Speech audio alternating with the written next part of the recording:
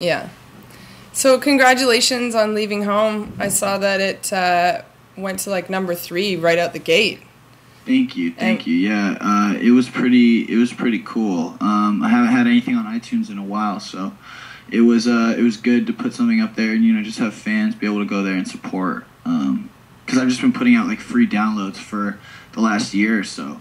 Yeah, I know. We listened to all of them at the office. Well, I appreciate it. Thank you. Well, with Leaving Home, like what's the difference? What was the difference in making this EP from Ready, Fire, Aim? I think Leaving Home first, it came out as a free album a couple months ago. So when I approached, making an album, at first it started off as a mixtape, and then we kind of realized, wow, like all these songs that I'm making are, all the music and stuff is original, it's all mine. We're not just taking other people's beats. So from then on, slowly it just started developing into making an album opposed to a mixtape. And so I took what I learned, from making Ready, Fire, Aim, because I made that whole album by myself. And I made it, fairly fast. With Leaving Home, I was just in the studio every day, and I would record at least a song a day. And it was just stuff that I was actually really going through, and I wasn't trying to just make party music or lighthearted music. There's some serious songs on there. Yeah. So after 7 months, I had 140 songs. Wow. And we were like, okay, well, obviously we can't put out tons of material, so we narrowed it down to 16. Then we narrowed it down to 14 and then 12. How did you do that? Oh my God, it was so much listening and then going back and then playing records for people and just vibing, and then after a while you start to see a body of work kind of come together, and you kind of I had to take out certain songs, Come Inside. I released a song, Come Inside, for free. That was supposed to be on Leaving Home, but the way that I put it in the track list, it was Lay It Down, Scandalous, Come Inside, Can't Take Your Eyes Off Me. And I feel like all those songs kind of have a similar vibe, I was in the same headspace when I was writing those songs. And I didn't want my album to just have kind of one, one kind of feel. So, I'd take that off and I'd say, okay, well, I like these songs, and, I'm going to pull this song off and we'll put it out later. So yeah, it was just a lot of A and B, records, what do I like versus this, and then, where's the spot for this? It was just tedious, and it was kind of fun. It's like putting together a puzzle. Yeah. So yeah, it was just, I'd say it was a lot more of a mature approach of writing music and making an album and kind of just structuring songs. And it was my first time really trying to get a vibe going with a body of work. I think it's probably, I mean, I've never made an album, but it's probably good to approach it if you already have an idea that you want it to span a whole bunch of different topics or be, many different sort of genres in one, then at least I guess it helps the editing process. Yeah, definitely. With Leaving Home, I feel like every song kind of brings its own element to the table. There's not really 2 or 3 songs that you could get confused with. Every song, it says something, and it has a feel, and it has a direction and a sound, and it's kind of unique in that way. You know what I mean? We do like that song, Come Inside, though. Thank you. Yeah, hey, I really do too. And it was I was heartbroken when I took it off Leaving Home, and I struggled with that for a long time. But I'm kind of happy that I did take it off, and it just was able to live on the internet and kind of do its thing as a free download. Because I feel I made that song in 2 hours. Yeah. And it was just kind of on a whim, and I don't know, I love it. It's probably one of my favorites. I can't believe you made it so quick. Okay, so I guess my next question is kind of about Toronto. We heard that you have a Toronto connection, and that you're related to the biggest party event planning distribution company, T.Mills here. So you know what that is? Do I know what it is? We're event planners. We have a very long-term, deep, intimate relationship with T.Mills. Yes, I know what it is. So what's the story there? Are you really related to Chairman Mills? Okay. So like my grandfather, he passed away when I was like 5, but my whole dad's side of the family, they're from Oshawa. Yeah. So like my like great uncle or something like that, they have a piece of that company. And they actually, my grandfather didn't get a part of the company. He was like, one of those people in the family that like didn't get it. So he was like, doing his own thing. And then he had like my dad and my aunts and stuff. My grandma got very sick when my dad was like 16. So they had to move to California because of the air, like for her lungs and stuff. And then he like didn't like talk to his didn't talk to his family. So I haven't really like talked to anyone like on my side of the family that lives in Canada, or I haven't had like any contact, but I just know that was the company, like the family company, So you're related in name only. Yeah, so I've never actually like sat down with them, but I actually now like doing what I'm doing, I would love to, and just kind of have a conversation. When I was on tour out there though, like, yeah, I turned around a chair and it said Chairman Mills, and I was like, oh my god, because I heard about that, since I was a little kid, my dad would tell me. Yeah, there's 2 big rental companies here, and that's one of them. That's definitely one of the biggest, if not, it could be the biggest. But yeah, that's where if you get married in Toronto, you're probably going to be doing all your rentals through Chairman Mills or any big event. That's so crazy. Yeah. But yeah, and then before you asked that, it was when I first came to Toronto, did I have like a connection? Your connection to Toronto, because we heard that you had like a family connection, but I guess you sort of. In Toronto, I mean, the reason why we came out here, obviously, like promoters brought us out. We have a friend of myself and my manager, his name's Simone, who is a concert promoter, and he's actually from Toronto. So he got his start out there. Now he lives in LA.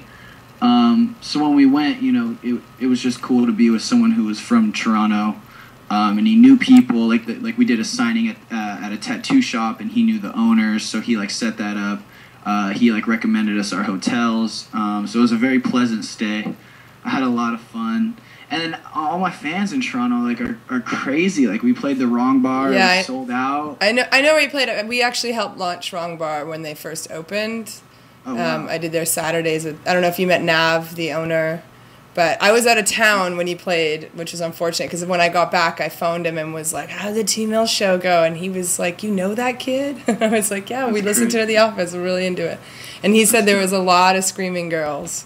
Yeah, it was pretty gnarly. Like people were like getting like pushed and like breaking their knees on like the front of the stage, and I mean it was insane. Just the fact that I could come to like a different country and play for kids that have really never seen me before, and just get that kind of response. Is that what the shows are like normally, like your home shows? No, like, I mean.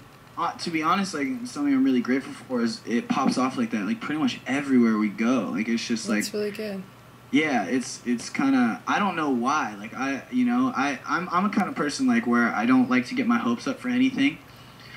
So when I go into a town or something that we haven't played before, like I'm like, all right, like I'm just gonna take this all in stride. Like either way, like whether there's 20 kids or 2,000 kids, I'm gonna have a good show and we're gonna have fun, and it's gonna be a good night. And we went to Toronto, and it was just the response there was so warm and welcoming, and well, that spot's a good one to play first. A lot of like really fantastic shows have happened there. Like a lot of artists, like just before they started playing like really massive venues here, played the Wrong Bar first, and then there's like a lot of sort of legendary shows there.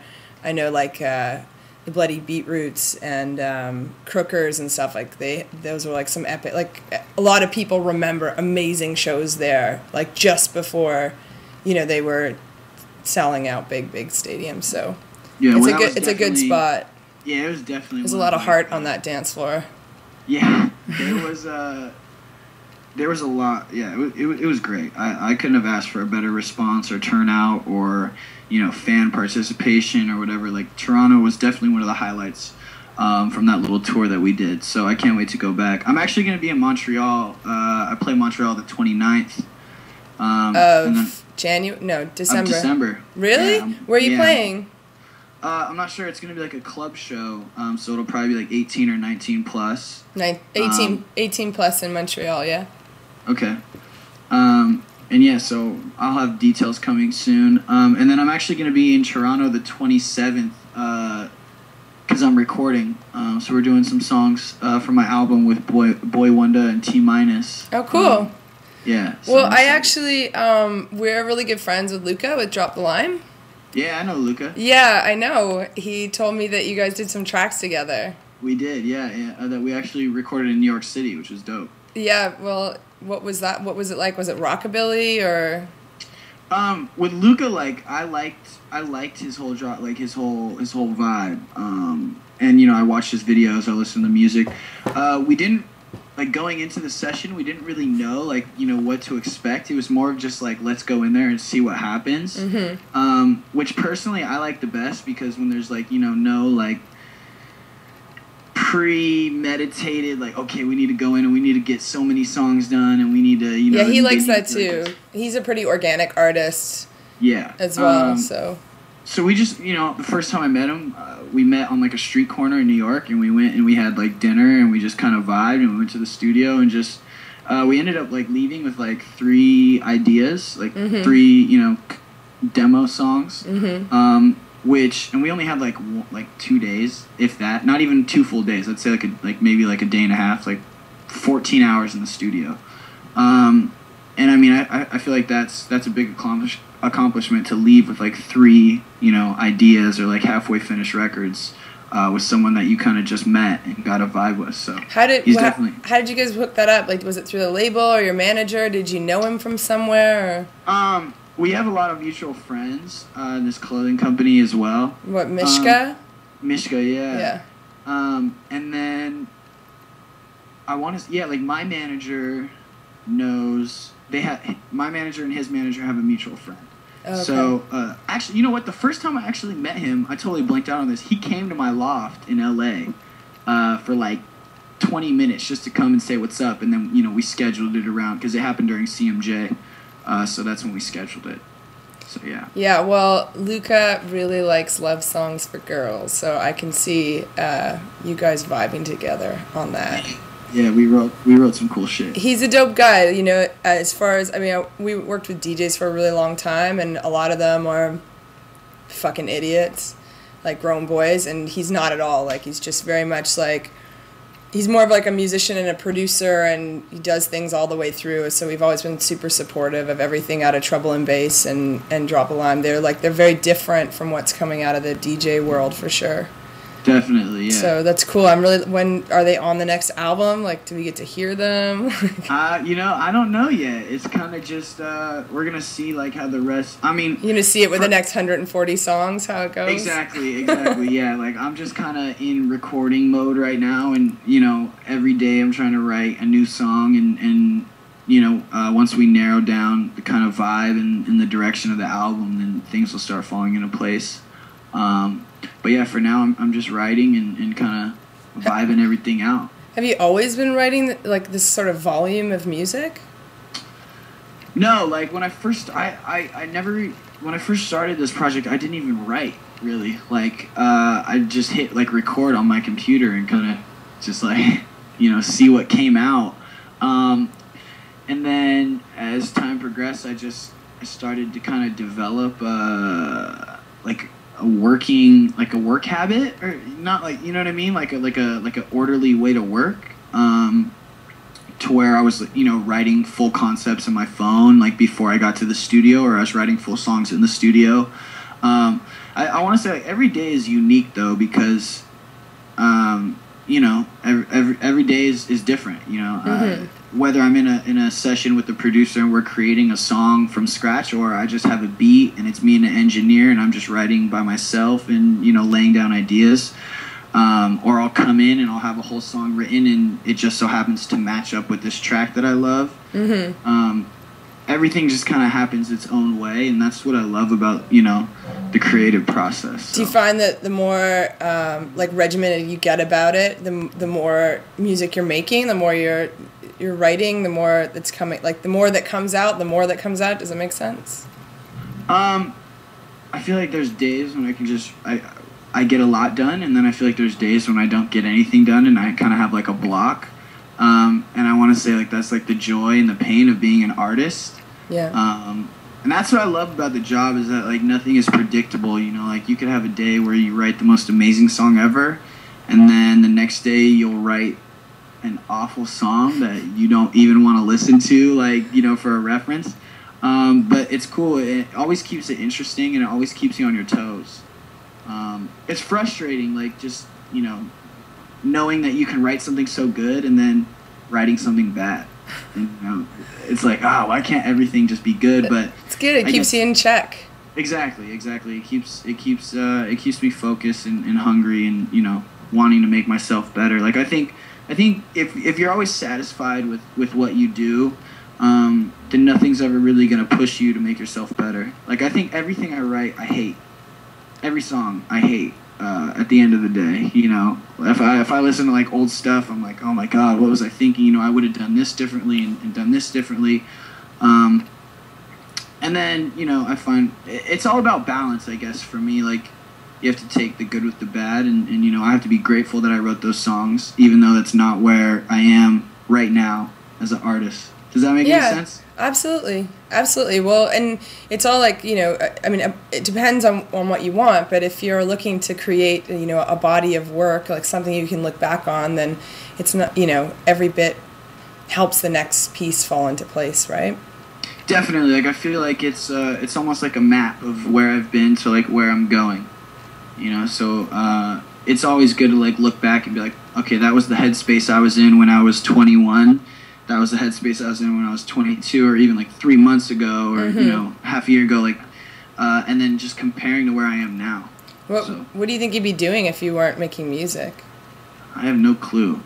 When I had a job, I was working, and then I quit my job to go on tour. What was that job? I worked at Starbucks. Oh. I mean, okay, check this out. My first job was a skate shop. Yeah. I worked at like 3 skate shops, and I've worked at 2 Starbucks. What's it like working at Starbucks? It was horrible. I was like, I was young though, but I mean, and I wasn't going to high school. Like, I finished high school when I was 16, so I would start work at like 4 a.m. Wow. Yeah, because it was like a 24-hour Starbucks. Sucks. I don't know. It was cool. I mean, it kept me busy, and I made some friends from it. Well, and you can make a really good coffee now. I can. I actually, it's cool. That'll help you out along the way. You never know. Yeah, and now I know, you know, never to get white mocha from Starbucks. So. Why not? What's in the white mocha? Because it stays. Hold on, give me 1 second. Sure.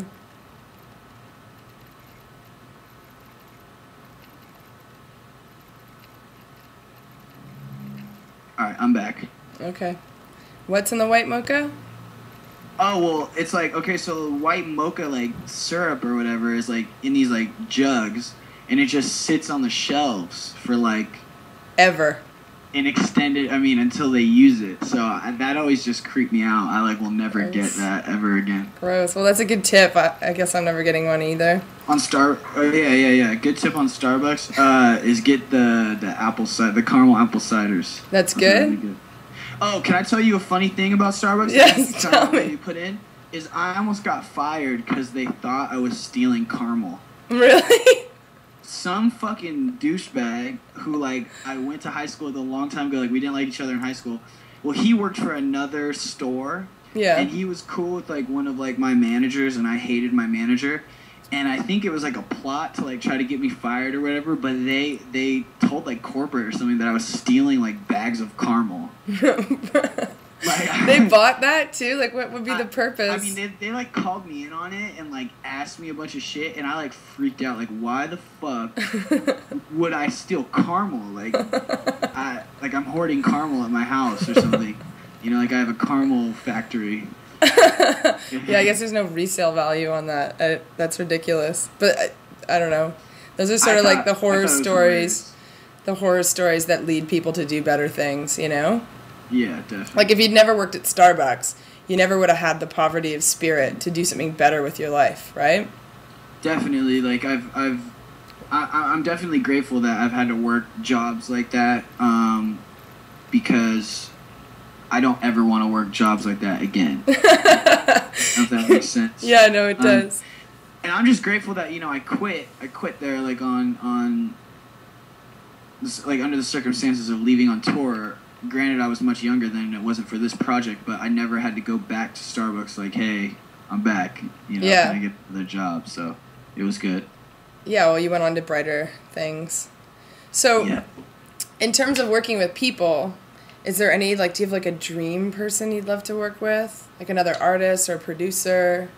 Well, I'm really excited I get to work with Boy Wonder. I've been a fan of his for a long time, so just the fact that I'm able to do that is really cool. I just finished up a week in Atlanta with Kane Beats, who did a bunch of the Nicki stuff. He did like Lil Wayne's EP, did like a lot of the Young Money EP. What was it like working with him? I mean, it's always a good time. Like, Kane is kind of, we've become really good friends just from working with each other. So anytime we get in the studio, it's just on some homie shit. And, you know, he's, like, nominated for 2 Grammys this year. Like, he's going against himself. He's, like, competing against himself at the Grammys. In the same category? Like, what's that? He's got two projects up in the same category? I believe so, yeah. Wow. Like, yeah, he has 2 Grammy nominations in the same category. I think one is for Nicki, and then I don't know. It might be both. It might be both 2 Nicki things. Wow. Anyways, just the fact that, you know, it's so successful. It's Lupe Fiasco, because he did The Show Goes On for Lupe, and then he did Super Bass for Nicki, with also my other friend J Mike. Him and J Mike co-produced it. But the fact that, you know, Kane is just a real successful dude. He's really talented, and the fact that we can just come together as homies in the studio and, you know, smoke, and we play pool, and we play video games, and we just, like, betting on, like, 2K12, and then, you know, we go back to work is just, it's a good feeling. Just to know, like, how humble he is, you know what I mean? And status or anything, like, doesn't really fuck with his head. It's just good vibes. That's cool. That was cool because I used to hear, like, his little tag, you know, Kane is in the building, like, before these Wayne records, and it was just crazy to actually have a Kane tag on, like, my own record now. Yeah. You know? That's good. That's dope. So, I don't know, what's up next? Are you doing anything big for the holidays? I'm recording my album right now. You don't have family things to do? No, I mean, my parents live an hour and a half away from LA, so I'm not too far away from home. I go to Canada like the day after Christmas to record, so I like have literally 2 days off, and then I fly to Canada, so I'll be in Toronto, and then I play Montreal on the 29th, and then I'm home for like 11 days, and then I'm doing some like promo dates in like Virginia, Boston, and New York, and then I fly to Europe. Yeah, I saw that you have a European tour. Is it going to be your first time in Europe? It won't be my first time ever there. Like, I went there when I was 15, but it'll be my first time playing shows and, you know, getting to meet fans and doing anything to do with music.